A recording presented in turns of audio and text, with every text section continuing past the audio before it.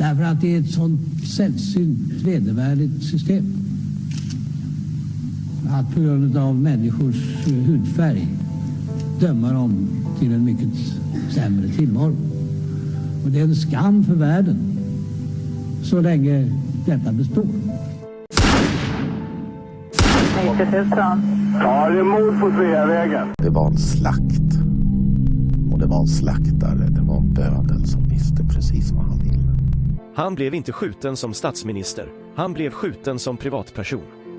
Polisen säger att mordet av allt att döma var mycket noga planlagt. Och alla personer med walkie-talkies på varsin sida om Sveavägen som man hörde liksom. Jag trodde att man i mordutredningar alltid gjorde bandade förhör med de väsentliga personerna som har funnits på platsen och som är viktiga. Makalöst ointresse. Och det är klart att man försöker liksom suggerera sig fram till att få ihop bilderna om man var säker på att det var dem, så vill man ju få det att överensstämma med sitt eget vittnesmål. När sanningen om det här kommer fram så kommer det svenska samhället att förändras i grunden. Sydafrika, vilket jag personligen tycker är ett ganska intressant uppslag med tanke på att det är en ganska konkret motivbild. Det pratas mycket om Sydafrika och det är flera personer som har tagit kontakt med oss och haft intressanta synpunkter på det här uppslaget. Fick Craig veta att Palme var nyckelpersonen i att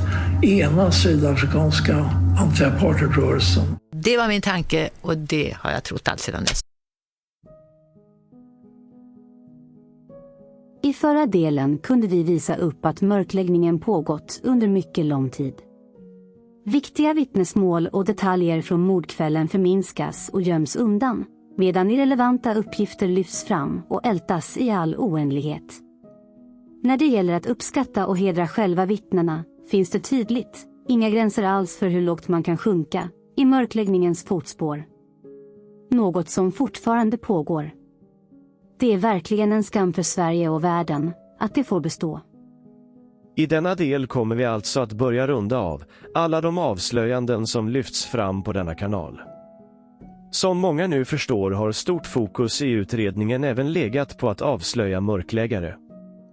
Det finns nämligen mycket att hitta om bakomliggande motiv, även i vilka och på vilket sätt som detta görs. Om svenska journalistiska guldspadar avsiktligt och medvetet kastas efter påhittade och mörkläggande verk som har med mordet att göra, finns det mycket starka motiv till att stötta dessa insatser från en viss nivå i samhället. Om en podd i ämnet under flera hundra program ska förminska, förlöjliga, håna mycket viktiga vittnen och deras uppgifter runt mordet, finns det starka ekonomiska krafter som ligger bakom detta motiverande agerande.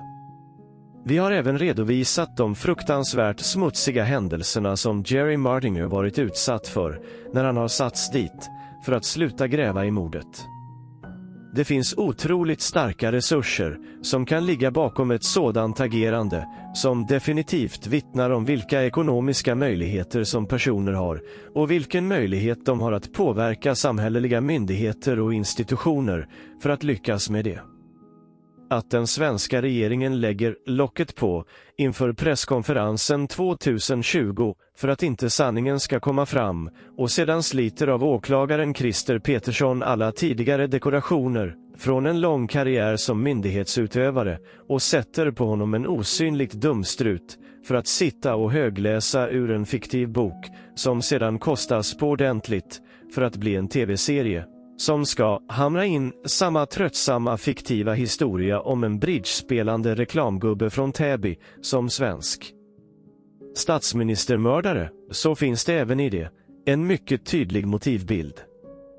När sedan Gunnar Wall följer upp och idiotförklarar åklagaren och hela Palmeskenutredningen, trots att han själv inte kan svara på vilka fiktiva kopplingar som skenutredningen skulle ha haft mellan Engström och Stay Behind, ja då förstår man verkligen hur utbredd hela mörkläggningen varit under en lång tid. Att Gunnar Wall slänger ur sig nya idiotförklarande anklagelser och samtidigt är säker på att dessa inte kommer att slå tillbaka säger mycket om Gunnars inblandning i mörkläggningen och hur väl han vet vad han kan komma undan med. Det är nämligen så att när man väl grundligt gått igenom alla uppgifter från utredningen och materialet omkring, analyserat uppgifterna med vittnespsykologisk kunskap och fått en mycket god bild av hur det egentliga händelseförloppet gått till, vilka personer som faktiskt var närvarande på Sveavägen på mordkvällen, så kan man börja försöka förstå vilka bakomliggande motiv det kan finnas för vad som hänt under dessa 37 år som gått sedan mordet genomfördes.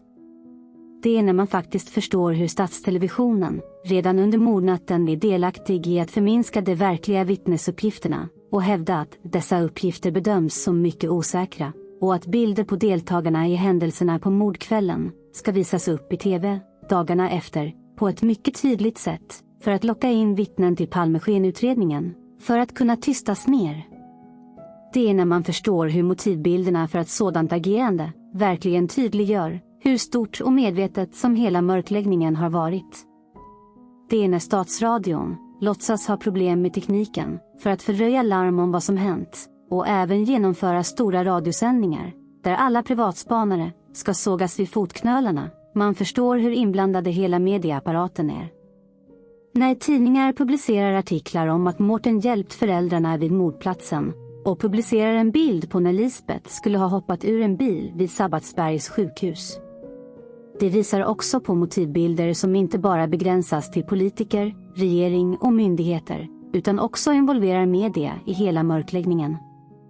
När man väl förstår att det inte bara är en sida på den politiska skalan som stöttar hela mörkläggningen, så finns det även där tydliga motiv för vad det egentligen handlar om. När sedan personer som deltar i mörkläggningen inte ens var födda och har den starka kopplingen med att faktiskt blivit så chockade i samband med mordet och fått leva med alla de märkligheter som kantat mordet under alla år, finns det också intressanta motivbilder att väga in i bedömningen. Är det helt enkelt lättare att rekrytera in giriga unga människor som gärna vill söka rampljuset, synas och sälja in en massa andra saker för att de som fortfarande har öppna sår efter händelsen och delar en önskan om att läka dessa är så svåra att övertyga om annat? Med denna otroligt breda samling av bakomliggande motivbilder har man faktiskt en mycket god uppfattning om vad som legat bakom vad som hänt genom åren. Det är också då man har mycket bättre möjligheter att ta till sig av alla de små argument och mycket viktiga detaljer som stärker alla avslöjanden och faktiskt ger en god fingervisning om hur olika typer av beslutsfattande har gått till.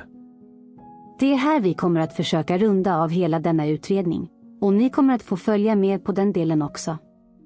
Vi börjar med att försöka förstå de allvarliga hoten som riktats mot de som försökt lyfta fram viktiga uppgifter runt Palmemordet. Det handlar om de motiverade hoten som Jerry Mardinger och Jan Gillberg fick via mail, de som vi redan tagit upp på kanalen tidigare. De som handlade om att undvika ett krossat förtroende för Sverige som rättsstat, som vi redan redovisat rimligen handlar om alla de rättsövergrepp som genomförts, med det arrangerade åtalet mot Christer Pettersson, som kronan på verket, när de avsiktligt och medvetet fick en oskyldig svensk man dömd i svensk domstol för mordet, trots att han inte ens var norr om Kungsgatan på mordkvällen, och var på väg hem när mordet utfördes. Men det handlar nu främst om Sveriges anseende i världen, och de ekonomiska motiv som togs upp i mejlen. Vi läser ännu en gång. För din egen skull och för Sveriges skull. Vill du att Sverige fortfarande ska vara ett bra land att leva i, en rättsstat och ett land där vi inte har några fattiga? Då måste du hjälpa till så att den verkliga sanningen inte kommer fram. Det som hände var en engångsföreteelse och därför måste det döljas. Ibland är det absolut nödvändigt att inte sanningen kommer fram.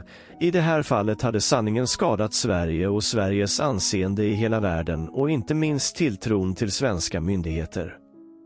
Skador som vårt land skulle fått leva med i århundraden. Så, för att verkligen försöka förstå vad detta handlar om 37 år efter mordet behöver man verkligen gräva ner sig och försöka ta reda på vad som händer i Sverige under denna tid. Många vet säkert redan att 1986 var en del av tiden för kalla kriget och att det var ett mycket ansträngt säkerhetspolitiskt läge i världen, i kapprustningen mellan öst och väst. Det fanns många konflikter i världen, mellan olika länder som de båda olika blocken stöttade i olika former. Det är verkligen här man måste sätta sig in i lilla Sveriges roll i det hela, för att faktiskt försöka förstå vad som hände runt omkring händelsen på Sveavägen på mordkvällen. Alla konflikter Olof uttalade sig om, alla ledare han träffade för olika samtal. Att Sverige var ett neutralt land utåt sett, vet säkert de flesta. Att Sverige var ett mycket starkt militärt och producerade egna militära vapen känner nog många till, eftersom svenska stridsflyg länge funnits, som flaggskepp och andra olika typer av vapenslag. Vad Sverige hade för hållning inofficiellt vet nog inte folk lika väl. Det är här vi kommer att lyssna på en helt fantastisk intervju som gjordes för ett tag sedan. Detta kommer bli ett exempel på hur otroligt viktigt det är att verkligen lyssna på detaljerna i vad som sägs, för att man ska förstå olika händelseförlopp och hur relationerna mellan länder och personer verkligen ser ut. Jag uppmanar verkligen alla att lyssna på hela intervjun, den är rakt igenom helt fantastisk. För att bara lyfta fram några viktiga delar så är det en otrolig inblick i vilket mycket högt spel herr Olof Palme ägnade sig åt bara månader innan han blev mördad på Sveavägen. Självklart har inte händelserna något med mordet att göra, men förklarar mycket kring de relationer som Sverige hade med USA och NATO under denna tid. Det är det vi får reda på i vilka ultimatum Palme ställs inför och hur Palme reagerar på dessa. Först och främst upptäckte vi att alla tre var socialdemokrater. Vem har tillsatt dessa personerna? Ja, det var Olof Palme. Då blev det så med min chef och amerikanska ambassadören. De bestämde sig för att kalla Olof Palme till ambassaden för ett så kallat samtal. Jag var inte närvarande, jag var ute ur det bilden då. Va? Och de i alla fall kallade till sig Palme då och han fick inte ha med sig någon annan person. För att det sa de medan jag hörde på att nu är det så att vi verkligen gillar Sverige. Så skulle Palme gå med på det vi kommer att tvinga honom att göra nu, då stryker vi ett streck över hela detta ärendet. Då händer ingenting. Och därför vill vi inte att Palme ska ha med någon som sen kan skvallra vad han hade varit med om och gjort. Va? Och så vart det. För Palme kan utmärka engelska, han behöver ingen tolk. Ja, och då lägger de fram det här för Palme och till slut var han tvungen att erkänna serienumret från Bofors och det som de plockade upp det stämde ju alltihopa, det var inget att säga om. Och vad de relaterade sedan till mig var det att då säger han så här att ja men jag sa ju att de inte fick skicka dit. Sa Palme det? Ja, han skyllde det på polischeferna. Så han hade haft ett samtal med polischeferna? Ja, självklart.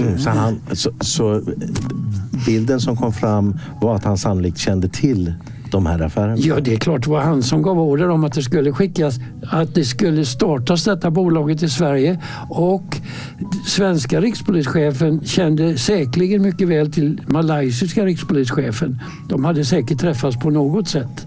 Och då fick de honom att starta bolaget i Malaysia. De heter ju nästan samma bolagen. Och sen var ju saken klar då. Va? Och, men då sa de så här till Palme att om nu Palme går med på att göra det vi säger, för det första då sluta omedelbart med detta, exporten. Och sedan dessutom stänga det hemliga kontot i Schweiz som tillhör Socialdemokratiska partiet. Och dit går alla övervinsterna på robotförsäljningen. Och det ska stängas med en gång. Och vi vet nämligen att de pengarna sedan från det kontot de går till Mellanamerika, Nicaragua, Guatemala olika för att starta små revolutioner på våran bakgård. Och det gillar vi inte, herr Palme. Vem berättade det här för dig? Det är min chef sen. Jag fick inte vara med på mötet, men han berättade det. Va? Det var så där det går till. Och sedan har vi en sak till, herr Palme, vill ni ska göra. Det finns ett antal marinofficerare, kanske ett 20-tal i Libyen. Och de hjälper Gaddafi att bygga en ubåtshamn. Och det gillar vi inte, herr Palme. De kallar ni hem en gång. Och här är en lista på deras namn med sina svenska personnummer, herr Palme. Så han fick ju erkänna det. Om herr Palme inte går med på vad vi nu säger här, då är den sista Volvon såld i USA. Viggen kommer aldrig i luften igen. Och den framtida JAS blir aldrig till. Förstår vi varandra, herr Palme? Och min chef säger så Palme gick med på alltihopa. Det var inga bekymmer. Och, man kan lugnt säga att Palme blev ertappad med byxorna neddragna. Smuggla svenska vapen till en part i konflikten han själv har varit fredsmäklare i genom att använda bulvanföretag han själv inrättat med svenska poliser som ansvariga. Allt överskott hamnar på ett konto i Schweiz i Socialdemokraternas namn, allt för att stödja olika grupperingar i världen. Är det då så svårt att dra slutsatser om vart pengarna till sydafrikanska antiapartheidrörelsen kom ifrån? Det är ett mycket högt säkerhetspolitiskt spel som Olof Palme ägnade sig åt. Utnyttjade den svenska neutraliteten som täckmantel för att ha egen tillverkning av vapen och sedan exportera detta till krigförande länder för att tjäna pengar på andras olycka medan han officiellt skulle försöka medla. I detta läge är det otroligt viktigt att lyssna på detaljerna och inte bara sköljas över av alla de moraliskt och etiskt tveksamma känslor som dyker upp.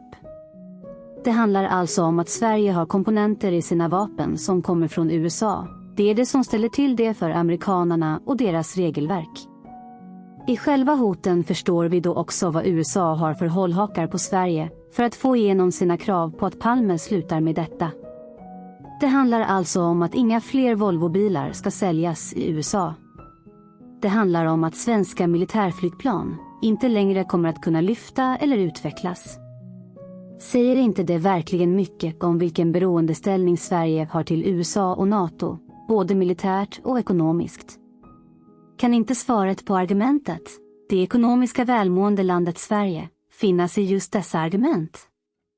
De som Mattninger och Gillberg fick i samband med sina verkliga hot. Men det är också i händelseförloppet med Arnold som avslöjar så mycket om hur Sverige väljer att hantera någon som har varit delaktig i att avslöja dessa smutsiga affärer med landets statsminister. Arnold blir nämligen uppsökt av Säpo och anklagad för industrispionage för det han har genomfört i amerikansk regi. Även här får vi hoten och de mycket kraftiga olika ultimatum fram vilken makt USA har över Sverige i detta kritiska läge.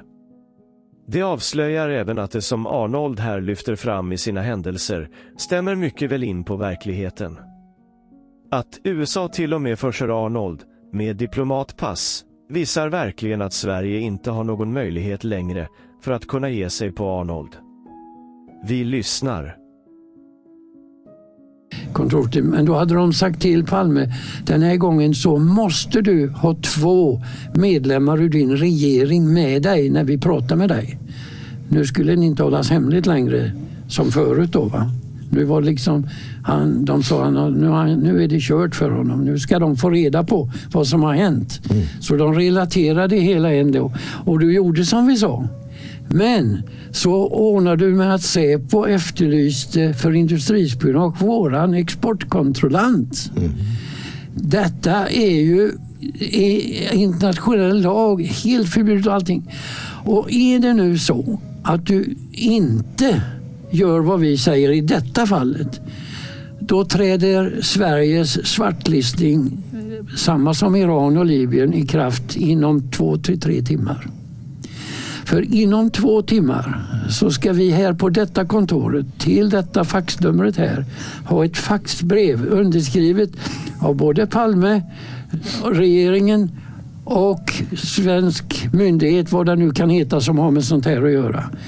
Att ni ber om ursäkt och säger att ni har tagit fel på person. Det var inte Sundqvist ni var ute efter. Och sedan är det ett likadant brev direkt till Sundqvist där ni ber honom om ursäkt för att ha skadat honom och hans rykte och så vidare. Och så ser ni till att det här blir bortsuddat ifrån Säpos system totalt. Annars träder detta i kraft som jag har hotat med. Det tog mindre än 2 timmar så kom de här faxbreven. Och de skulle efterföljas av ett brev på papper med bläckunderskrift några veckor senare. Det struntade de i. Det viktiga var att faxbreven kom. De kom i tid. Annars hade detta trätt i kraft. Och då fick ju Palmes 2 regeringsmedlemmar, vilket jag nu har glömt namnet på, men då visste jag det, veta bakgrunden till alltihopa. Med att de blev hotat med Viggen och JAS och hela grejen och Robot 70, alltihopa. Det relaterades tillbaks, så de fick reda på detta nu. Ja. Och sen var det liksom färdigt. Då är vi inne i januari 86 när detta händer. Och sen är det då slut. Och sen sa de till Palme en sak till. Nu har vi ju ett rött amerikanskt diplomatpass. Så skulle han mot förmodan komma till Sverige igen, då får ni inte ens prata med honom. Förstår ni det, herr Palme? Och det förstod Palme. Så var det. Nu menar jag att Arnold inte riktigt har hela bilden kring varför USA såg genom fingrarna med att de ville Sverige väl, vilket vi kommer till snart. Men det blir mycket tydligt att Olof Palme har överskridit sina befogenheter i de hemliga avtal som redan finns och börjat utnyttja ställningen för att finansiera sina små revolutioner runt om i världen genom att smuggla vapen till länder man egentligen inte får göra det till. Det intressanta med vad som händer i tiden är att den andra händelsen, som bara skulle utföras när det gäller Arnold själv, hände alltså i januari 1986. Månaden innan Palme blev skjuten. Det är alltså mycket aktuella uppgifter för att förstå bakgrunden till vilken tid som rådde i samband med mordet. Alla dessa händelser har dock inte med mordet att göra, men vittnar om vilken relation Sverige har med USA vid tiden för mordet. Det som man också bör väga in i sammanhanget är uppgiften om att Hans Holmér alltså inte bara blev utsedd att leda hela mörkläggningen och skenutredningen, utan även att inte i onödan svärta ner Olof Palmes namn och rykte. När denna uppgift om vapenförsäljningar via svenska polisbulvaner kommer fram, så är det inte svårt att förstå vilket uppdrag Holmér verkligen hade. Här kanske alla kritiker till att jag försöker glorifiera Olof Palme i min utredning kan förstå att jag bara för fram uppgifter som har med sanningen att göra. Det som ligger bakom olika viktiga motivbilder för ett rimligt händelseförlopp. Att sedan Arnold är en mycket spännande person som i princip gör vad han själv vill, vilket mycket lätt kan googlas fram, om överraskande helikopterlandningar på alla möjliga ställen. Att Arnold har många erfarenheter från händelser tidigare i livet bekräftar verkligen hans utsagor.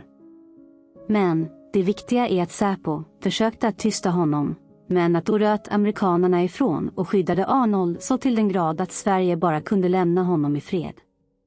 Allt detta beskriver verkligen vilken relation Palme och Sverige hade till USA och NATO på denna tid.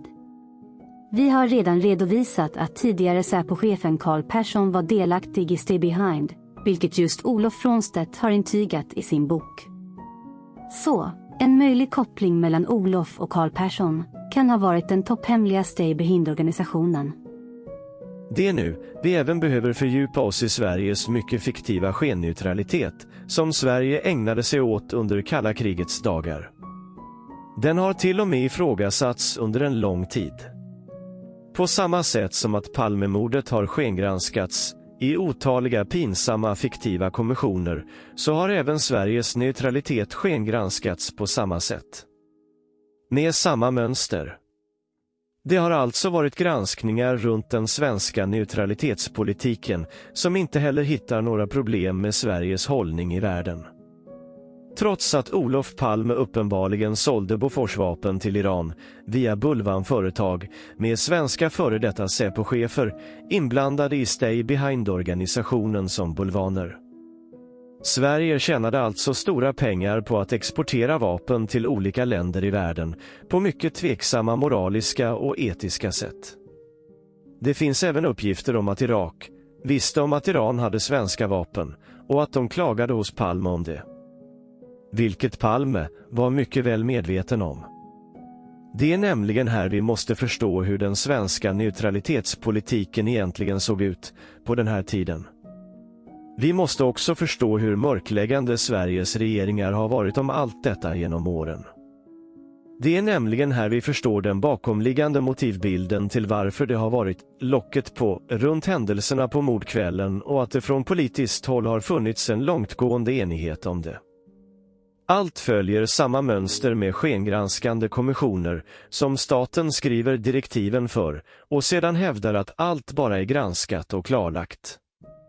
Men vem kan bättre förklara detaljerna i hur skenkommissionerna har arbetat och hur märkligt det har hanterats genom åren än vår sanna hjälte Lars Borgnäs? Vi tittar.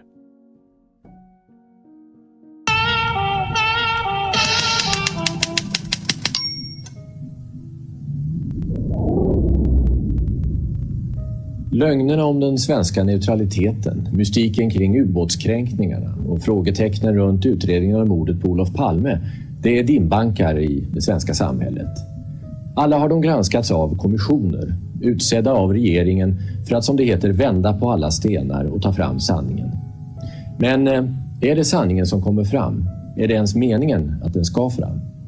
Vi har synat några av kommissionerna, maktens verktyg för att granska sig själv. Eller för att skydda sig själv.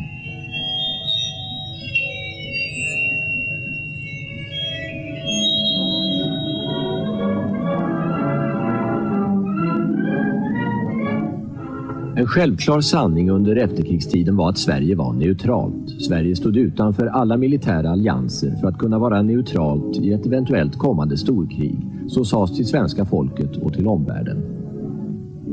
I have heard it said that there have been unofficial dealings with NATO officers in the Swedish armed forces. Would you deny that categorically? Yes, I can deny it categorically.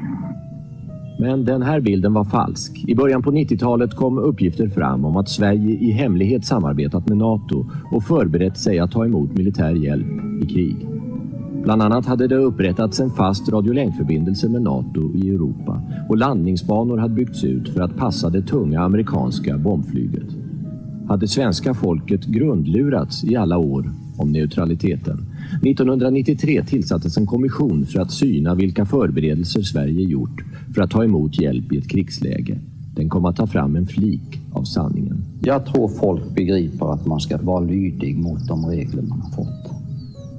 Det är klart man ska vara lydig mot direktiven. Man ska vara trogen direktiven. Neutralitetspolitikkommissionen tillsattes av statsminister Carl Bildt i samråd med oppositionsledaren Ingvar Carlsson. I den satt historiker, diplomater och statsvetare. Ordförande var Gösta Gunnarsson, en veteran från många statliga utredningar och kommissioner. Själv tidigare statssekreterare under regeringen Fälldin, nu landshövding i Jönköping. Tycker du det är riktigt att säga att det är i allmänhetens intresse som man gör en sån här kommission? Ja, definitivt. Allmänheten har rätt att få veta? Ja. Har den rätt att få veta allt? Ja, och i den här frågan som vi utreder nu så har vi inte ålagt oss några begränsningar inom ramen för de direktiv vi har fått. Men redan i direktiven fanns en viktig begränsning. Slutåret för kommissionens granskning var 1969. Varför sattes den gränsen? Det vet inte jag.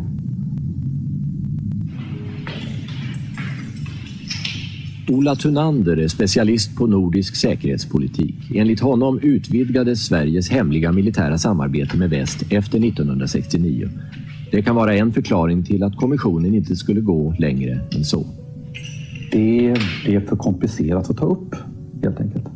Å ena sidan så hade då förde Olof Palme en neutralitetspolitik som inte bara talade om neutralitet i krigstid eller något sånt, eller i ett inledningsfas i en krig, utan mer eller mindre någon typ av att man skulle stå mellan de båda stormakterna.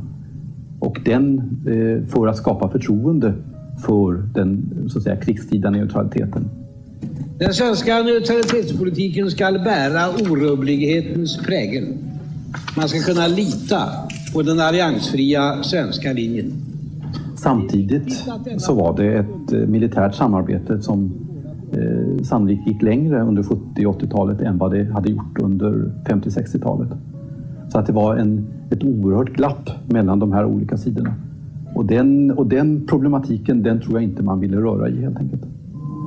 Kommissionen hade också en annan viktig begränsning. Sveriges samarbete med väst gick allra längst på underrättelsesidan och inom till exempel signalspaningen. Men det känsliga området avstod kommissionen från att fördjupa sig i. När det gäller underrättelsesidan så var Sverige en del av NATO-familjen. Man var så att säga Det var inte så att man samarbetade med NATO, utan man var en del av NATO på underrättelsesidan. Kommissionen skrev i sin rapport: en mer ingående granskning på underrättelseområdet har inte ansetts ingå i uppdraget. Inte ansetts av vem? Jag fick intrycket att det hade klargjorts, men av vem och under vilka omständigheter vet jag inte, att vi inte förväntades lägga tid och arbete på att gå in på underrättelsesidan.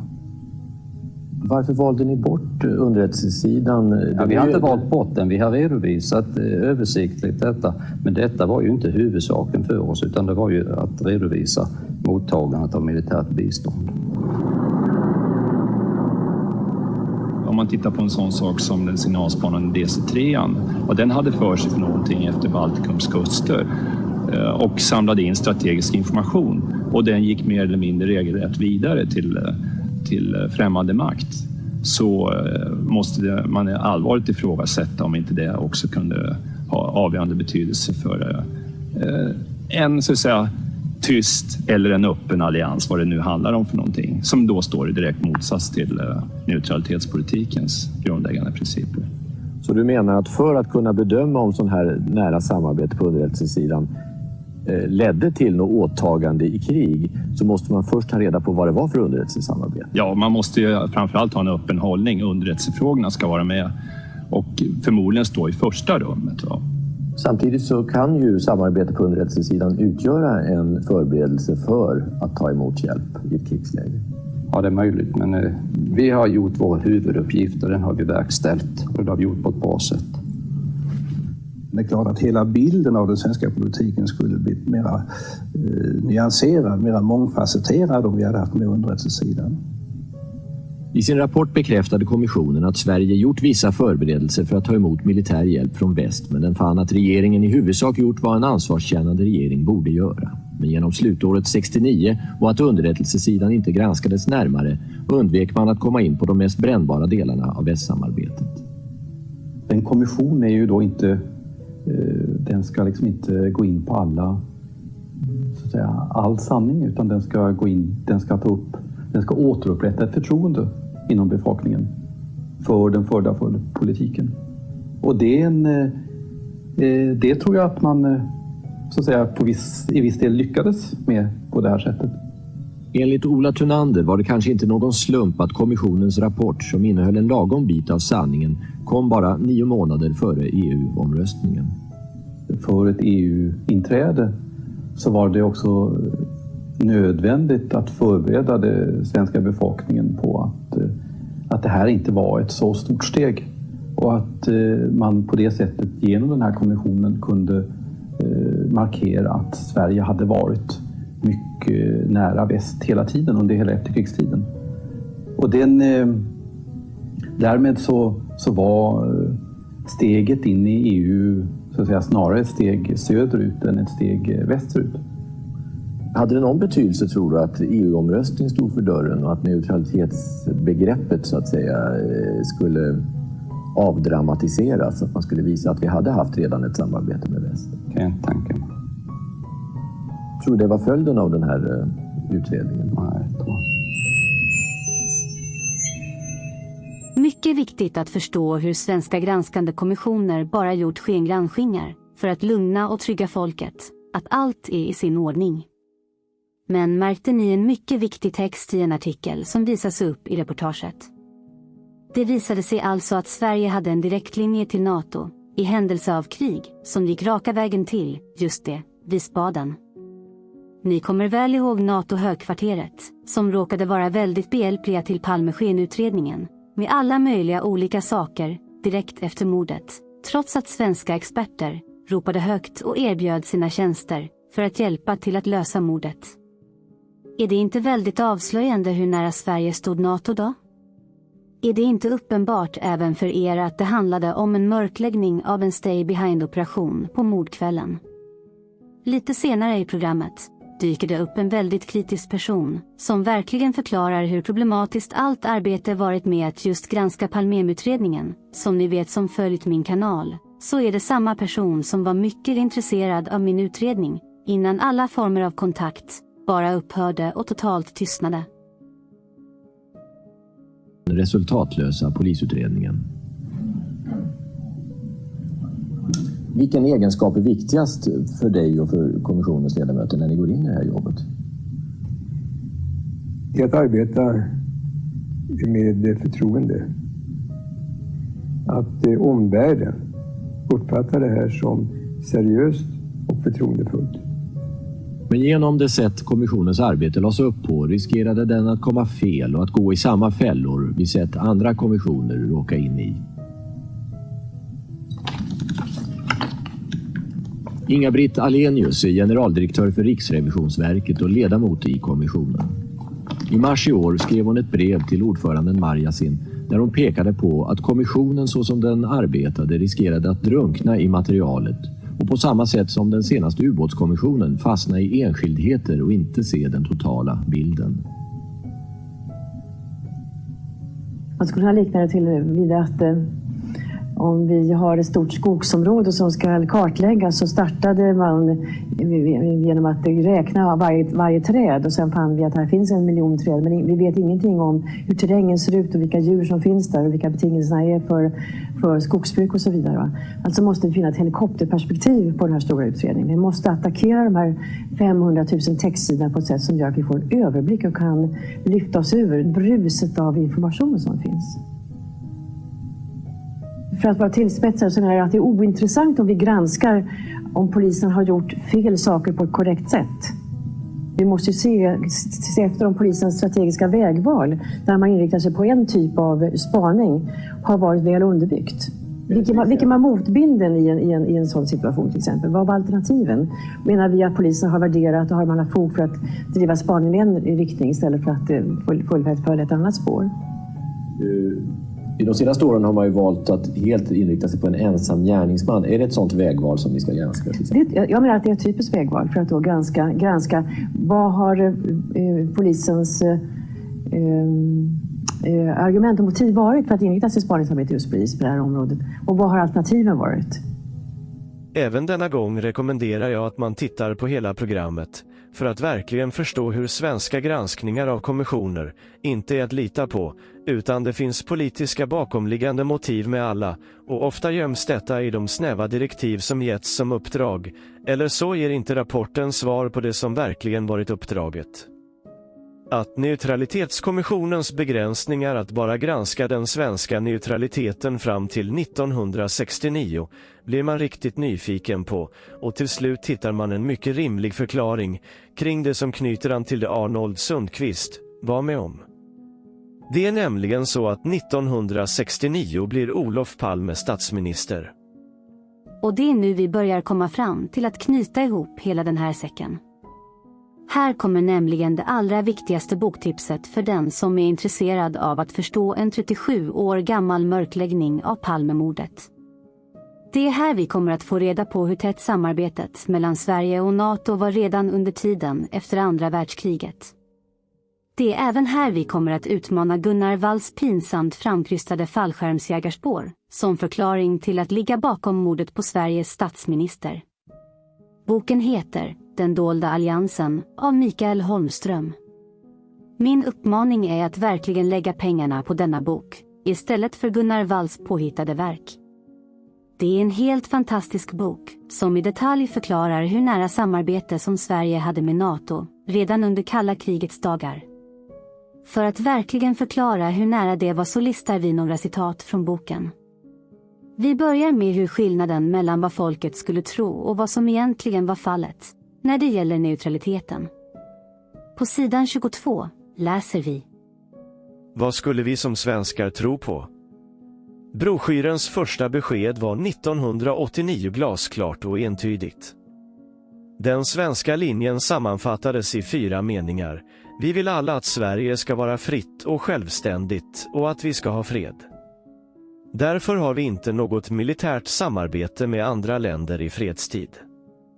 Om det blir krig ska vi vara neutrala och inte gå med på någondera sidan.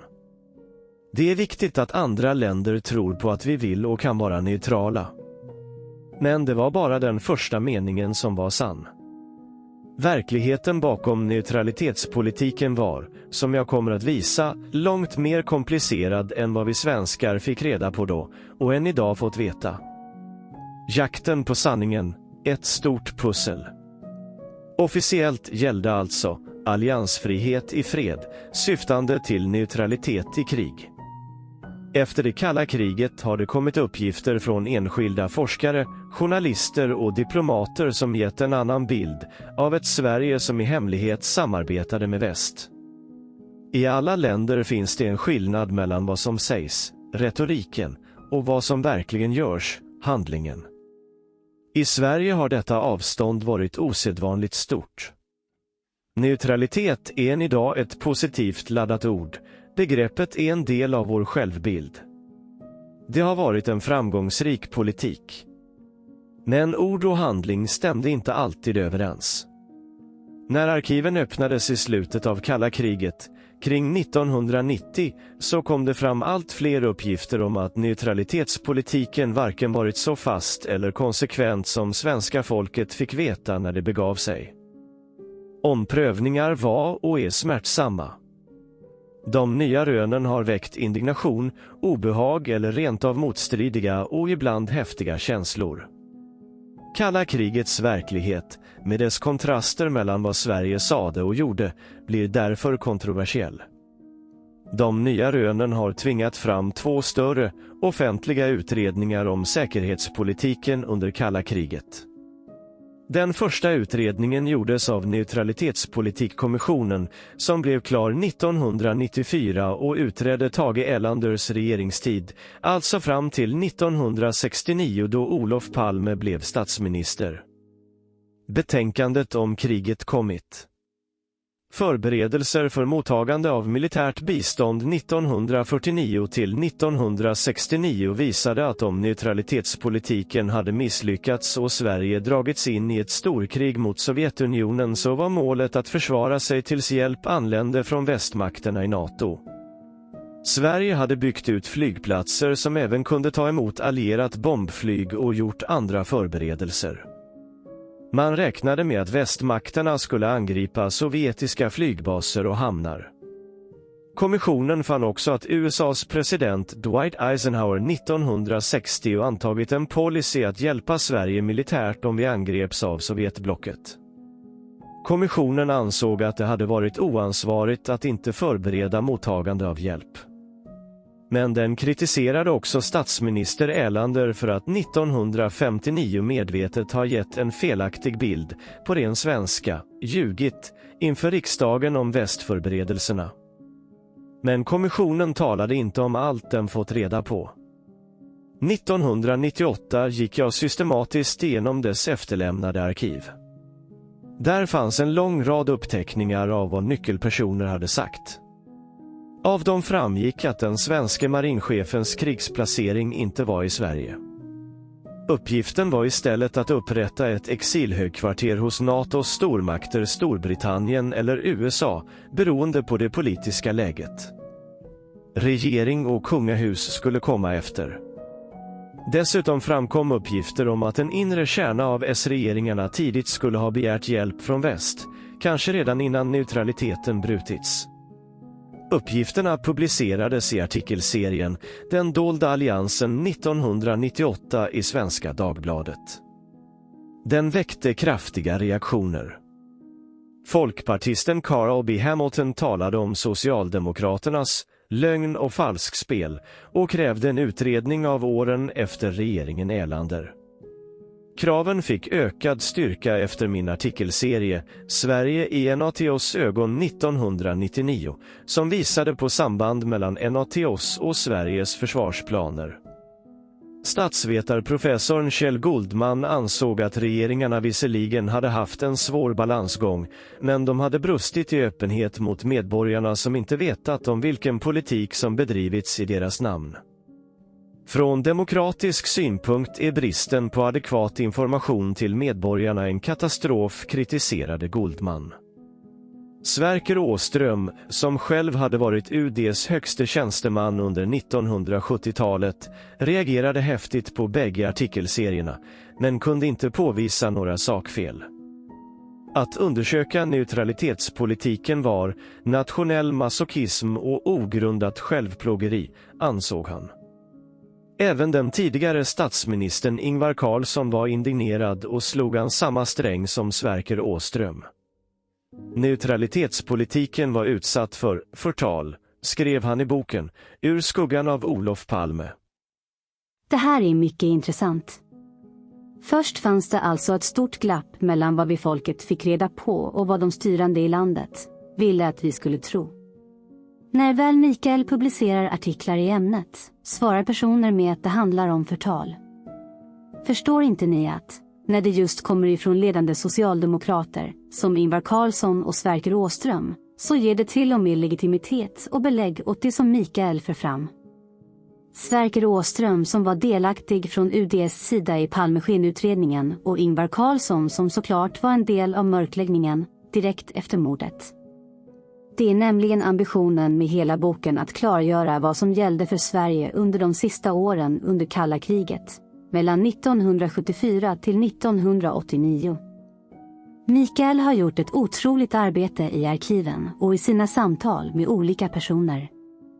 För att ge lite detaljer över hur samarbetet var utformat beskriver Mikael på sidan 31 att de delar av Sverige som var mest hotade i ett krig var framför allt de nordligaste och sydligaste landskapen som var vitala för stormakterna.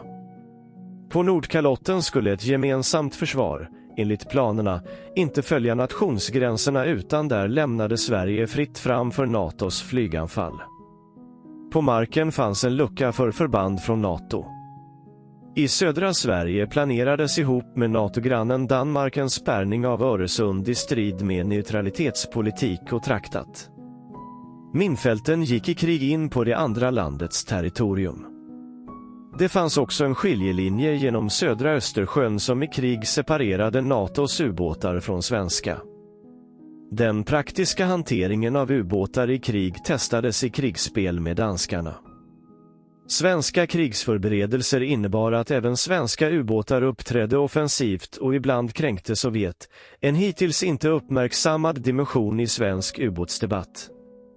Amerikas Förenta Stater räknade med att Sverige skulle bidra till västs försvar. Vi sågs på 1980-talet, enligt en av USAs NATO-ambassadörer, som NATOs 17:e medlem. USA var garanten för Sveriges säkerhet. För första gången berättar amerikanska nyckelpersoner vad denna amerikanska säkerhetsgaranti till Sverige skulle ha kunnat innebära i krig.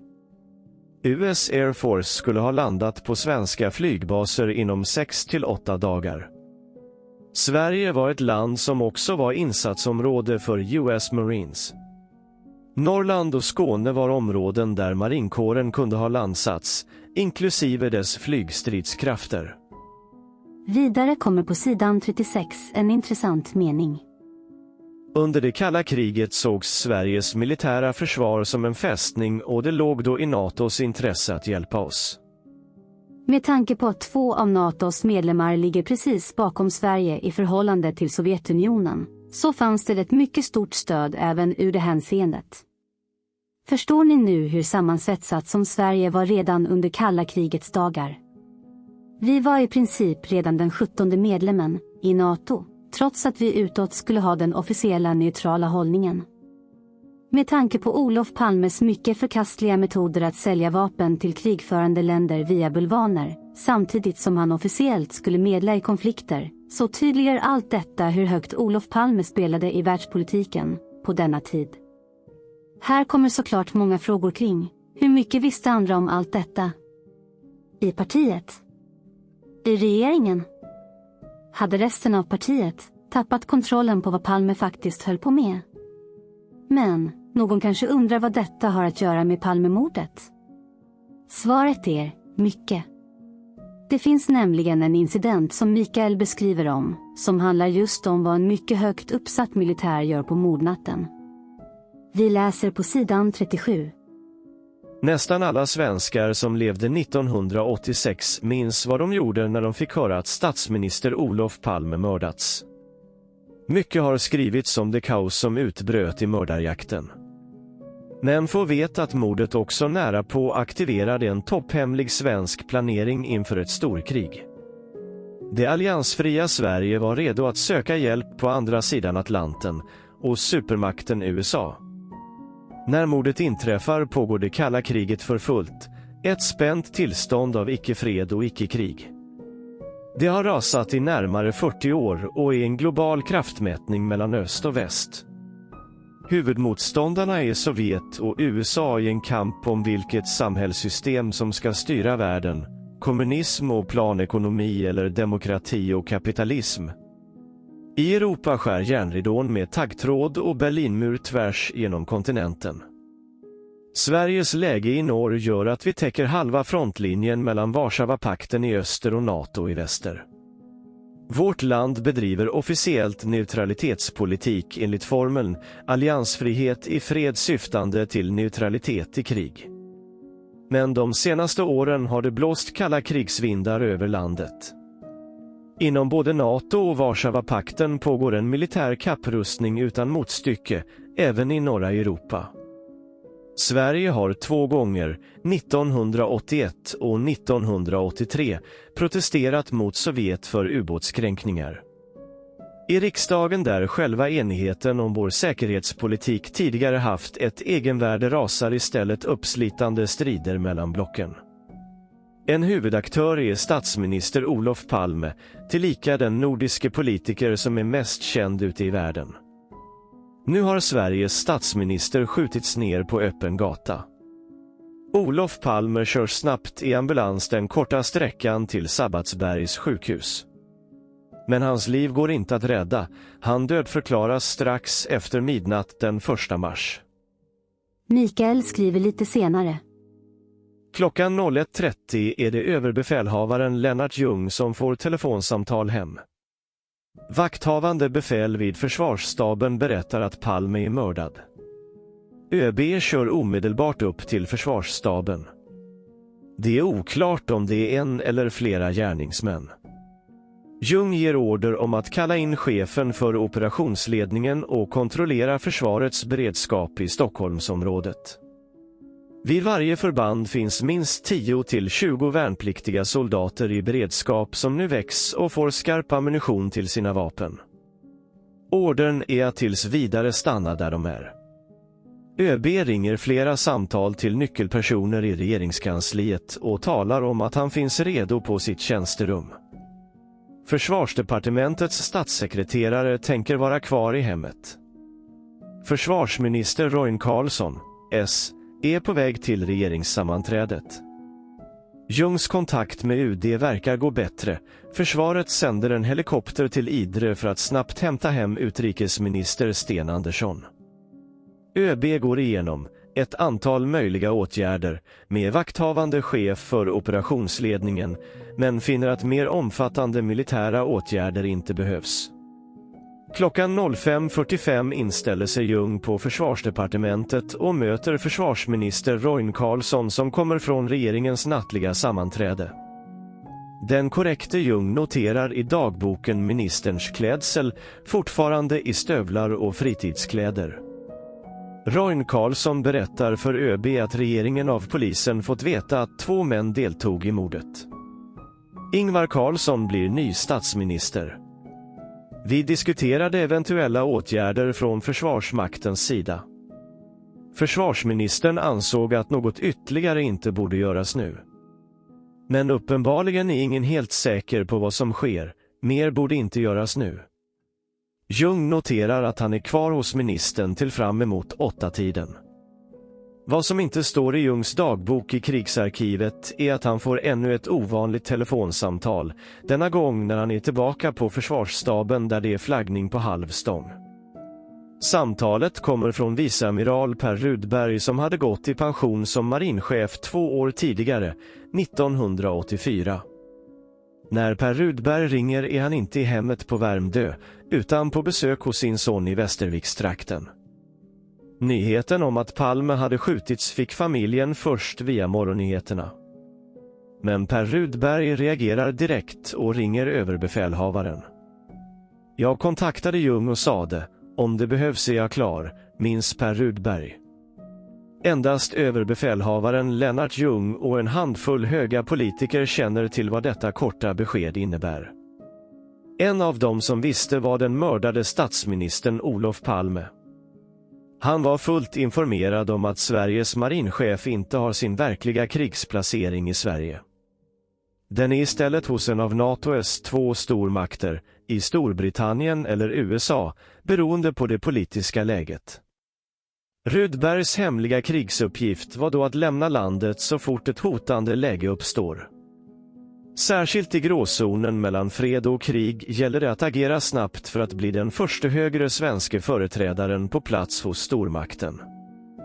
Blir det krig och ockupation så ska även delar av regeringen, kungen och en rad höga officerare komma efter. Om den svenska krigsledningen blir utslagen ska detta exilhögkvarter ta över och vid en ockupation leda motståndskampen. 1998 avslöjade jag denna topphemliga planering i Svenska Dagbladet. Att den var aktuell och startberedd så sent som vid mordet på Palme fann försvarsforskaren Robert Dahlsjö när han arbetade med sin doktorsavhandling Lifeline Lost. Viceamiral Per Rydberg berättar själv. Det kunde ju vara något allvarligare än ett vansinnesdåd. Det kunde vara början på en attack mot Sverige helt enkelt, eller initierat av någon ytterlighetsorganisation som ville störta det svenska samhället. Rydberg var bokstavligen klar att åka. Han hade alltid en resväska halvt packad. Avresa med flyg från Sverige kunde, beroende på det politiska läget, ske på flera sätt. Det kunde ske reguljärt, men det fanns också planer att sätta in försvarets specialflyg. Dessutom kunde det ske än mer anonymt. Rydberg uppger att han också hade tillgång till ett civilt affärsjetflygplan om det behövdes. Vart skulle du ha åkt vid Palmemordet? Det berodde på läget. USA, det var det naturliga. Till Washington till att börja med, och först till svenska ambassaden där. Vad svarade ÖB? Vi håller an och ser hur det går. Inte ens ÖB Lennart Ljung var alltså riktigt säker på läget. Var det ett isolerat mord eller var vi på väg in i ett skymningsläge mellan fred och krig?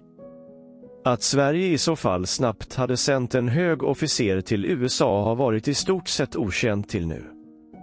Det var naturligtvis politiskt känsligt. Statsminister Olof Palme hade nämligen stakat ut linjen. I Sverige kommer vi att med fasthet slå vakt om och fullfölja den neutralitetspolitik som vi betraktar som det främsta värnet för vår fred och vårt oberoende. Det är därför vi tålmodigt sökt bygga upp en tillit, en klar medvetenhet i omvärlden att Sverige bedriver en oberoende politik som håller oss utanför allianser i fredstid och neutrala i krig. Vi har bekräftat vår beslutsamhet att inte ens under starkt yttre tryck frångå denna linje. I verkligheten räckte det med tryckvågen från en mördares kula. Förstår ni vad allt detta innebär? Det fanns alltså en total beredskap från militärt håll att helt förbereda Sverige för mycket större saker än bara mordet på statsministern. Någon hade bara behövt säga "kör", så hade hela den förutbestämda planen exekverats och en hög militär gett sig iväg till Washington innan resten av viktiga nyckelpersoner skulle följa efter. Men någon sådan instruktion kom inte. Förklaringen är ju att det inte var ett attentat mot Sverige. Det var ett riktat attentat mot Olof Palme som person. Det var just ett isolerat mord.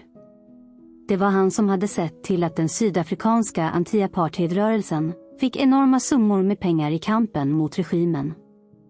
Det var Olof som lyckades ena de sydafrikanska anti-apartheidrörelserna.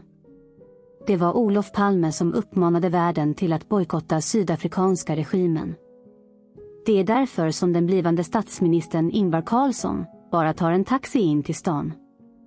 Självklart visste de kort efter mordet precis vilka som låg bakom och att det då inte var någon idé att exekvera något hemligt NATO-samarbete. Det enda som verkligen var nödvändigt var att städa bort den topphemliga övningen som råkade ske samtidigt som mordet. Och nu hoppas jag ni verkligen förstår hur känslig denna organisation faktiskt var i sammanhanget. Det är bland annat hela denna historia som helt omkullkastar Gunnar Walls pinsamma argument om att militären inte gjorde någonting på mordnatten och att det skulle belägga att det var några fallskärmsjägare som på helt eget bevåg fått för sig att Palme skulle sälja ut Sverige till Sovjetunionen. Det är verkligen ett riktigt pinsamt försök att sprida sina rökridåer runt militärer. Det är så dumt så klockorna på Saab stannar. Apropå klockor på Saab, det omkullkastar också alla dumma försök av en vilsen ljudförvrängare att även han påstå att Palme skulle vara någon form av sovjetisk överlöpare och att dessa skulle ha anlitat svenska poliser för att skjuta Sveriges statsminister mot betalning och att en av dessa, sedan utan problem, fortsätter sin karriär hela vägen upp i riksdagen. Jag tror klockorna på Saab stannar igen och igen. Passar även på här att lyfta in den så kallade agenten på arga skådespelarens kanal som hittar på ännu värre Rysslands kopplingar med utpressande bilder innan han går över i någon annan variant med Sydafrika-kopplingar och denna gång dyker Viktor Gunnarsson upp i diskussionen. På riktigt. Vet inte agenten att Viktor pratade med 2 killar vid tiden för mordet? Vet inte agenten att en sydafrikansk säkerhetsagent som vet mer om mordet aldrig nämnt någon Viktor Gunnarsson? Det är rökridåer utan dess like i alla olika forum nu. Vi kommer att försöka förklara vad det beror på i nästa del. Men, snälla nån. Kan inte personer intresserade av Palmemordet, eller de som försöker berätta för andra om det, i alla fall skaffa rätt böcker och hänvisa till verkligt material istället för att spåna fritt om en bild? Eller på ett dammegårdskt sätt bara megafonera ut ett budskap i så hastigt tempo att det inte ens går att ställa en kritisk fråga? Det är en mycket märklig tid i Palmemordskretsar nu. Kom verkligen ihåg vart ni hört ett enda händelseförlopp någonstans, och kom ihåg att det kan bara ha hänt just ett händelseförlopp. Det går inte att kombinera ihop galna teorier till något helt annat. Men åter tillbaka till viktigare saker som Mikaels seriösa arbete och fantastiska bok. Läser man vidare så beskriver han otroligt många händelser som sker under dessa år, där övningar mellan länderna görs i smyg och hur de har kommunikationer regelbundet med sina motparter i de andra NATO-länderna. Hur all underrättelseverksamhet pågår hela tiden mellan Sverige och väst. Spännande blir det även med de delar som har med Finland att göra, eftersom Finland hade ett avtal med Sovjetunionen som gjorde det mycket farligt för finnarna att ha kontakt med västsidan. Det så kallade VSB-avtalet. Men allt detta samarbete har alltså pågått under hela kalla krigets dagar, och militärer har såklart vetat om allt detta. Det är därför som Gunnars argument om att hans påhittade fallskärmsjägare bara skulle ha fått för sig saker blir extra pinsamt, speciellt i kombinationen med den hemliga Stay Behind-organisationen, eftersom det inte bara var ett hemligt samarbete med NATO, utan de som ingick i Stay Behind hade ytterligare utbildningar och möjligheter, eftersom de skulle vara en del av motståndsrörelsen om Sverige blev ockuperat av Sovjetunionen. Så när Gunnar skakar fram några anonymiserade fallskärmsjägare för att ligga bakom mordet på den yttersta representanten för hela samarbetet med NATO och även Stay Behind, så blir det verkligen ridå ner för Gunnar Wall och hans bidrag till mörkläggningen i så många år. Är det inte skrattretande hur en typisk vänstermänniska kan komma på sådana dumma och pinsamma argument som detta och blåsa upp detta med högerspöken i tid och otid? Det är till och med så uppenbart att Gunnar blir det yttersta belägget på hur utbredd mörkläggningen har blivit inom svensk journalism när både Gunnar och Thomas Pettersson kammar hem journalistiska guldspadar för påhittade, mörkläggande böcker om Palmemordet. Skäms verkligen inte hela journalistkåren i Sverige ögonen ur sig? Finns det överhuvudtaget någon som helst heder och opartiskhet kvar i det yrket i Sverige? Såklart tar även Mikael upp i sin bok information som kopplas till NATOs högkvarter i Wiesbaden. Vi läser på sidan 139. I det svenska fredshögkvarteret, Gråhuset på Östermalmsgatan i Stockholm, fanns det en larm- och förbindelselinje till de amerikanska flygstyrkornas Europahögkvarter i Wiesbaden i Västtyskland. Från Wiesbaden gjordes varje vecka ett enkelriktat förbindelseprov av amerikanska signalister. De var då krypterade enligt svenska normer för att den svenska sambandspersonalen i högkvarteret inte skulle förstå varifrån meddelandena kom. Denna larmfunktion flyttades av allt att döma över till underrättelsetjänsten där risken för upptäckt var mindre. Sverige hade också en omfattande planering för riksledningen i krig. Det svenska krigshögkvarteret var mycket stora anläggningar för tusentals personer nedsprängda i bergen i Mellansverige.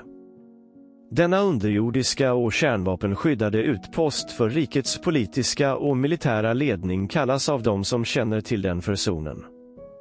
Den är än idag hemlig. Zonen var genom radiolänknätet ansluten till en luftförsvarscentral som kunde vidareförmedla trafik med Danmark och Norge samt NATOs Europanät. Den vägen fick man också en länk till de amerikanska flygstyrkornas Europahögkvarter i Wiesbaden samt till det brittiska Royal Air Force och dess Bomber Command. Både amerikaner och britter kunde sätta in kärnvapenbärande flyg. Det går att citera hur mycket som helst från denna bok som beskriver precis i vilket läge Sverige var under kalla kriget och under den tiden som Olof Palme blev mördad. Det är därför som uppgifter om att en topphemlig stay behind-övning som pågick samtidigt som Olof bara skulle träffa sin privata vän för att överlämna något vid reklampelaren utanför Dekorima fick sådana viktiga och prioriterade effekter på mörkläggningen av mordet. Det var verkligen ett extremt farligt läge när hela denna dolda allians höll på att blottas just på mordkvällen när Sydafrika passade på att lönnmörda deras enemy of the state. Hoppas verkligen att ni ser alla dessa belägg som lika tydliga för hela den dolda alliansen som jag och att det var skälet till mörkläggningen. Ni bör nu inse att denna bok bekräftar mycket mer bakgrunden till mörkläggningen av hela mordet än Gunnar Walls bok. Självklart, även alla Gunnars alla böcker tillsammans. Det enda Gunnar har lyckats med är att reda ut alla turer kring Ebbe Carlsson, men vad har det överhuvudtaget med mordet att göra? Det handlade bara om Hans Holmers och Ebbe Carlssons lilla PKK-äventyr som skulle göra så att Hans Holmér slapp peka ut en specifik syndabock och samtidigt minska händelser på svenska gator som PKK stått för tiden innan mordet. Precis det som Gillo hade förutspått innan Holmér och Säpo skred till verket. I nästa del kommer jag att försöka dra mina slutsatser av hur ett tänkbart händelseförlopp sett ut under åren och vad jag bygger allt detta på. Det blir något fler spekulationer i det avsnittet, men det tycker jag att jag kan kosta på mig, baserat på kunskapen jag har efter snart 2 års grävande i materialet.